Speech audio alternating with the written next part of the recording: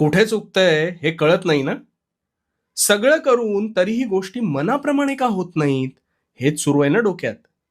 आता यावर उपाय सांगतो. तू शांतपणे ऐक. आणि हो, नुसता ऐकू नकोस, तो कृतीत सुद्धा आण. तू कधी स्वतःचं कपाट पाहिलंयस का रे? आता तू म्हणशील, ते मी रोजच पाहतो, त्यात काय? अरे त्यातूनच आता तुझ्या मनातले प्रश्न सोडवतो बघ. ते जे तुझं कपाट आहे, ते प्रचंड भरलेलं असेल ना? पण कधीतरी त्यातल्या नको असलेल्या गोष्टींचा विचार केलायस का? नाही. निव्वळ ते कपाट भरण्याच्या मार्गावर तू आहेस. हो की नाही?